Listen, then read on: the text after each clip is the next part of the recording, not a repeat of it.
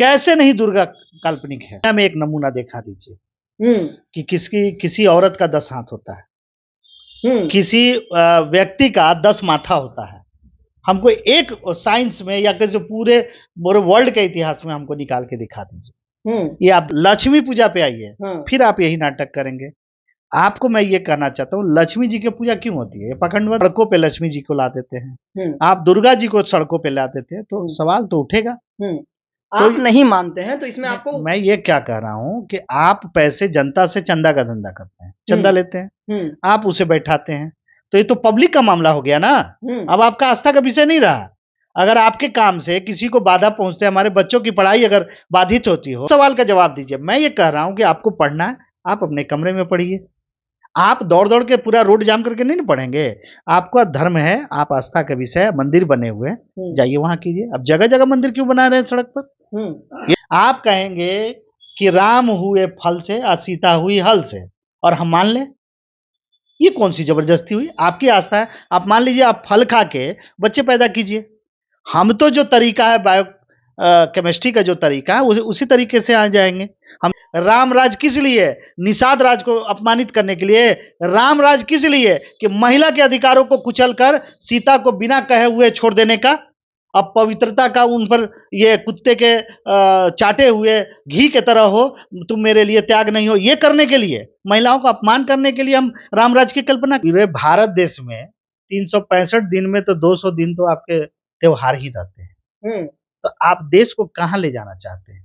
गरीब मांस मछली बेचने वालों का रोजगार बंद कर दीजिए, और उसके नाम पर हमारे बाल बच्चों की जो पढ़ाई होती है, पिछले 1.5 महीने से आप उसे पूरा जोर शोर से लाउड स्पीकर लगा के उस पढ़ाई को बर्बाद करने का अधिकार किसने दिया? आप कभी पटना में गए हैं पोस्टल पार्क की तरफ? आप देखिएगा कि 4 तरफ से हॉर्न लगा हुआ है। ऐसा लगता है हम जंगल में आ गए हैं।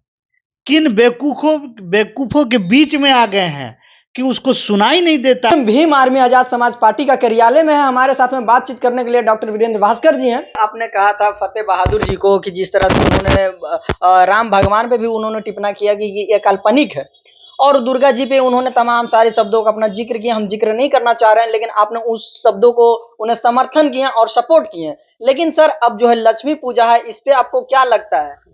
मुझे लगता है कि आप लोग झगड़ा लगवाने के चक्कर में हैं। हमारा स्पष्ट मान्यता है sir, Bhim army Azad Samaj party है। भीम आर्मी हमेशा पाखंडवाद के खिलाफ रहती है। पाखंडवाद क्या है? कि आप बेवजह के किसी बात को बढ़ा चढ़ा के बोलना। आप ये बताइए कि किसी मनुष्य का या किसी देवी देवता का आपके बाप दादा ने कभी देखा है कि 10 हाथ होता है?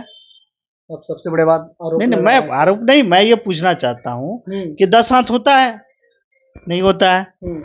आपको लगता है कि इस तरह की घटनाएं हो सकती है? अच्छा, ये बात बताइए, आप पाखंडवाद अगर आप बात करते हैं कि राम की काल्पनिकता या दुर्गा के काल्पनिकता पे, और तीसरा आपने पूछ दिया कि लक्ष्मी पूजा। मैं तीनों पर एक लाइन बोलना चाहता हूं। सबसे बड़ा बात कि क्या किसने आपको लाइसेंस दिया है कि दुर्गा पूजा, रामनवमी और लक्ष्मी पूजा के नाम पर गरीब मांस मछली बेचने वालों का रोजगार बंद कर दीजिए, और उसके नाम पर हमारे बाल बच्चों की जो पढ़ाई होती है, पिछले 1.5 महीने से आप उसे पूरा जोर शोर से लाउड स्पीकर लगा के उस पढ़ाई को बर्बाद करने का अधिकार किसने दिया? आप कभी पटना में गए हैं पोस्टल पार्क की तरफ? आप देखिएगा कि 4 तरफ से हॉर्न लगा हुआ है। ऐसा लगता है हम जंगल में आ गए हैं। किन बेवकूफों के बीच में आ गए हैं कि उसको सुनाई नहीं देता। इसी पे कबीर दास ने कहा था कि आप मुल्ला को बांध दे रहे हैं ऊपर से, क्या बहरा हुए खुदा है? तो आप किसको बहरा समझ रहे हैं कि इतना तेज आप लाउड स्पीकर बजाते हैं? और आप बाबा साहब को मानने वाले लोग नहीं। आपको ये लगता है कि इस गाना बजाने से हमारे बच्चों की पढ़ाई बढ़ रही है, हमारा देश बढ़ रहा है? लक्ष्मी पूजा पे आइए, फिर आप यही नाटक करेंगे। आपको मैं ये कहना चाहता हूँ, लक्ष्मी जी की पूजा क्यों होती है? ये पाखंडवाद नहीं है।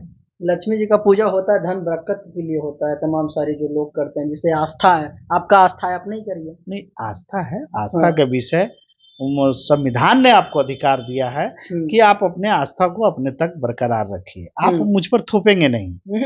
आप सड़कों पे लक्ष्मी जी को ला देते हैं, आप दुर्गा जी को सड़कों पे ला देते हैं, तो सवाल तो उठेगा। तो आप नहीं मानते हैं तो इसमें आपको, मैं ये क्या कह रहा हूं कि आप पैसे जनता से चंदा का धंधा करते हैं, चंदा लेते हैं, आप उसे बैठाते हैं, तो ये तो पब्लिक का मामला हो गया ना। अब आपका आस्था का विषय नहीं रहा। अगर आपके काम से किसी को बाधा पहुंचते, हमारे बच्चों की पढ़ाई अगर बाधित होती हो तो क्यों नहीं स्कूल में एडमिशन नहीं करवाइए ना, जहां आपको लगता है कि आस्था से जुड़ी इस तमाम सारी चीजें होती हैं। पूछ रहा हूं कि किसने अधिकार दिया कि 10 दिन तक आप लाउड स्पीकर तेज बजाकर सुबह से लेकर शाम तक आपको किसी की पढ़ाई बाधित करने का अधिकार किसने दिया? आपको किसने अधिकार दिया कि किसी के रोजी रोजगार को आप बंद कर दें? रामनवमी के दौरान किसी को अंडा बेचने पे आप रोक लगा दे, किसी को मछली बेचने, वो गरीब लोग हैं, कहां से खाएंगे? भगवान देगा लाके। आप लोग एनी टाइम हिंदू धर्म को ही टारगेट क्यों नहीं करते हैं? और सारी धर्म है उनको टारगेट क्यों नहीं करते हैं? आप ईसाई धर्म का कोई भी पर्व होता है तो क्या आपको रोकता है कि आप टीका मत लगाइए? मुस्लिम का मुहर्रम होता है तो क्या कहता है कि हिंदू लुंगी मत पहनो? कहता है? तो क्या आपको रोकता है कोई मछली? मैं पूछना चाह रहा हूँ, आप बताइए कि हिंदू हमारा किसी धर्म पर अटैक नहीं है, हमारा पाखंडवाद के खिलाफ है, अतिवाद के खिलाफ है कि आप जो धर्म के नाम पर ये जबरदस्तियां थोप रहे हैं जनता पर, आखिर इसकी बात कौन उठाएगा? अंधभक्ति और आप डर से वो त्रिशूल लिए रहते हैं, कुछ तो कहते हैं कि ले आओ उसका मूड़ी काट के 1 करोड़ रुपया देंगे, इससे डर जाते हैं आप लोग। सवाल ये है कि आपका आस्था का विषय, आप पूजा करें, हम आपके साथ हैं, लेकिन आप कहिएगा कि आप भी पूजा करें, ये तो गलत हो जाएगा।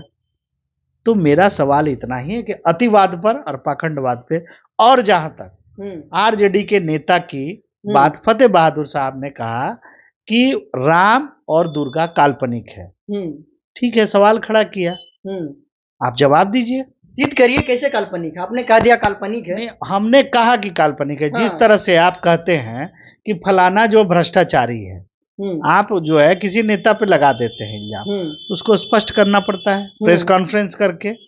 तो जो लोग भी ज्ञानी हैं और जो लोग भी इस मामले में, धर्म के मामले अभिमानी है, वो ऑन कैमरा आए और बहस करें, बताएं कि कैसे नहीं दुर्गा काल्पनिक है। नहीं आने के तो आप सिद्ध क्यों नहीं करना चाहते कि काल्पनिक है? किस मामले में काल्पनिक है? आप लोग ढक के क्यों रखते हैं? मेरे पूरे दुनिया में एक नमूना दिखा दीजिए कि किसी औरत का 10 हाथ होता है, किसी व्यक्ति का 10 माथा होता है। हमको एक साइंस में या किसी पूरे वर्ल्ड के इतिहास में हमको निकाल के दिखा दीजिए। ये आप दिखाएंगे नहीं। आप कहेंगे कि राम हुए फल से और सीता हुई हल से, और हम मान लें, ये कौन सी जबरदस्ती हुई? आपकी आस्था है, आप मान लीजिए, आप फल खा के बच्चे पैदा कीजिए। हम तो जो तरीका है बायो केमिस्ट्री का जो तरीका है उसी तरीके से आ जाएंगे। हम शादी विवाह करते हैं तो जानते हैं कि ये प्रजनन का एक क्रिया है, नहीं तो हम बाल बच्चों को शादी क्यों कराएं? उनको तो फल खिला के आप गर्भवती करवा देंगे। ये सब बातें जो है आप खुले मंच पे आप कहते हैं कि ऐसे लड़की थी, वैसे लड़का था, फल खाया, खीर खाया, ये सब बातें आप, ठीक है, आपको मानना है, मानिए, लेकिन आप सार्वजनिक तौर पे इसे थोपिए मत। विरोध होगा, विरोध होगा, निश्चित तौर पे विरोध होगा, क्योंकि आप आस्था के विषय को सड़कों पे ला रहे हैं। हम भीम की बात करते हैं तो हम आपके साथ जबरदस्ती तो नहीं कर रहे कि आप भी भीम बोलो। भीम बहुत बड़े देवता थे, हम तो ऐसा नहीं कहते हैं। हम तर्क पे चलते हैं, साइंस पे चलते हैं। इसमें आपको क्या आपत्ति है? नहीं, आप लोग जो है हिंदू धर्म को ही टारगेट करते हैं क्योंकि इस पे कोई आवाज नहीं उठाते हैं।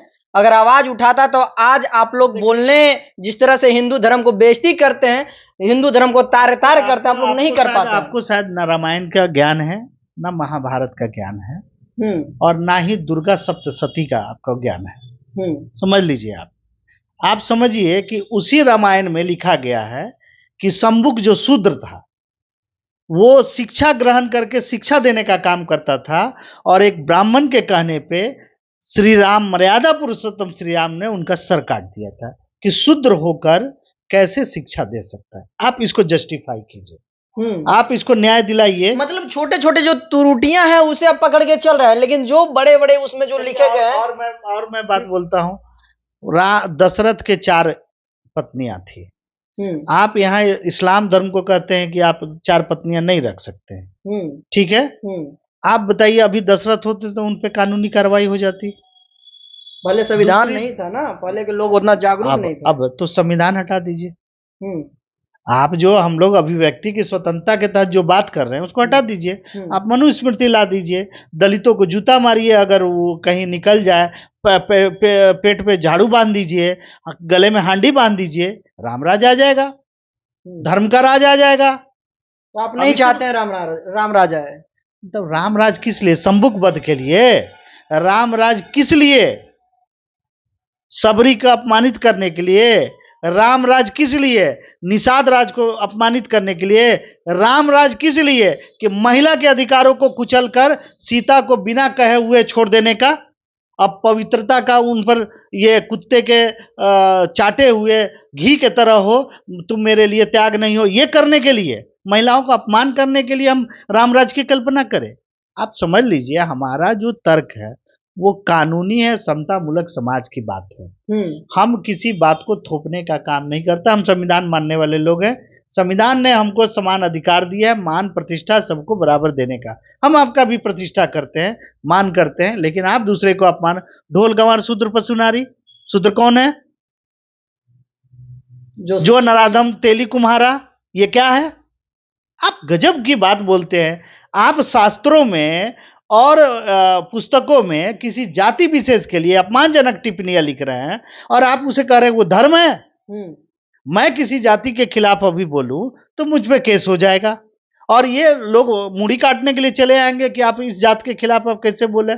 आप देखिए आरजेडी के नेता मनोज झा ने बोला ठाकुर का कुआं है, किसी वाल्मीकि जी का कविता कहा, पूरा राजपूत समाज उठ गया कि आप ठाकुरों को जानते नहीं है, ये है वो है। आप ये सब जो चीजें कर रहे हैं, आप क्या सब जाहिलता का प्रमाण है, ये जाहिलपना का प्रमाण है ये। मतलब आपको कहना है जो लोग इस तरह के काम करते हैं, जो पूजा पाठ करते हैं, उसे साफ तौर पे आपको कहना है कि जाहिल लोग हैं। पूजा पाठ करना, आप प्रदर्शन क्यों कर रहे हैं? मेरा कहने का मतलब, मैं अगर किताब पढ़ता हूं तो किताब पढ़िए ना भाई, आप रूम में पढ़िए। कि मैं दौड़ दौड़ के पढ़ूंगा, पूरा सड़क को जाम कर, देखो मैं पढ़ रहा हूं, मैं पढ़ रहा हूं, मैं रामायण पढ़ रहा हूं, मैं संविधान पढ़ रहा हूं, दौड़ूं और पूरा रास्ते को जाम कर दूं तो आप मुझे पढ़ना कहेंगे? ये आस्था आप मानेंगे? आप सवाल का जवाब दीजिए। मैं ये कह रहा हूं कि आपको पढ़ना है, आप अपने कमरे में पढ़िए। आप दौड़ दौड़ के पूरा रोड जाम करके नहीं ना पढ़ेंगे। आपका धर्म है, आप आस्था का विषय, मंदिर बने हुए, जाइए वहां कीजिए। अब जगह जगह मंदिर क्यों बना रहे हैं सड़क पर? ये सवाल है। अगर यही काम मान लीजिए सल्तनत काल में अगर मुस्लिम कर रहे थे तो आप भी तो वही काम कर रहे हैं। सवाल इतना ही है कि जो उचित है उस पर बात किया जाए और जो अनुचित है उसका विरोध किया जाए। यही हमारी आजाद समाजी भीम आर्मी चाहती है। आपको साफ तौर पे कहना है कि जिस तरह से रोड पे मंदिर हैं, जिस तरह से पंडाल लगाए जाते हैं, उस तरह से हमें जो है तमाम सारी स्कूल और कॉलेजों में जिस तरह से छुट्टी दिया जाता है हमारे बच्चे को, और हमें जिस तरह से मतलब आखेट होता है, एक तरह से कहा जाए तो कम नहीं होगा ये तमाम सारी चीज बाकी। नहीं, आप लड़वाने का काम मत कीजिए। मैंने ये पूछा कि आप ये जो 1.5 महीना तक चलाते हैं ये सब सिस्टम, अरे पूरे भारत देश में 365 दिन में तो 200 दिन तो आपके त्योहार ही रहते हैं। तो आप देश को कहाँ ले जाना चाहते हैं? ये बताइए सर, जो मानते हैं उसके लिए, आप नहीं मानते हैं तो आपको तो कोई नहीं कहता है ना कि आप मानिए। आप मानिए ना, तो ये बात आप हम पर जो सवाल कर रहे हैं तो आपसे सवाल क्यों कर रहे हैं? मैं नहीं मानता हूँ, मैं इस चीज को नहीं मानता। मैंने बोला, आप बोलते हैं कि ब्राह्मण को दान दो, माइक लगा के बोलते हैं। मैं पूछता हूँ दुसाध को काहे नहीं दान दो, तेली को काहे नहीं दान दो, राजपूत को काहे नहीं दान दो, चमार को काहे नहीं दान दो? क्योंकि वो श्रेष्ठ होते हैं, वो ज्ञानी होते हैं, बुद्धिजीवी होते हैं। अच्छा, श्रेष्ठ होते हैं तो आप मान लीजिए। आप जो है कोई बात हो तो ब्राह्मण के पास जाइए, जज के पास मत जाइए। संविधान है, संविधान की बात मानना पड़ेगा। आप समझिए, चाहे इस कान ऐसे पकड़िए या ऐसे पकड़िए, संविधान ही मानना पड़ेगा। याद कीजिए कोरोना काल में सारे मंदिरों पे ताले लग गए थे और सारे मस्जिदों पे ताले लग गए थे। क्यों मुसलमानों ने मान लिया? क्या कुरान ने कहा था कि मस्जिद बंद कर दो? क्या राम ने कहा था कि मंदिर बंद कर दो? या किसी धर्म गुरु शंकराचार्य ने कहा था? किसी ने नहीं कहा था, किसी की हिम्मत नहीं थी, और आदेश था तो वो भारत सरकार का आदेश था। इस देश में संविधान का राज होगा और संविधान के तहत जो भी व्यक्ति होगा उसका आदेश इस देश में चलेगा, चाहे वो नरेंद्र मोदी हो या जवाहरलाल नेहरू हो। संविधान द्वारा चुना गया व्यक्ति ही इस देश पर राज करेगा।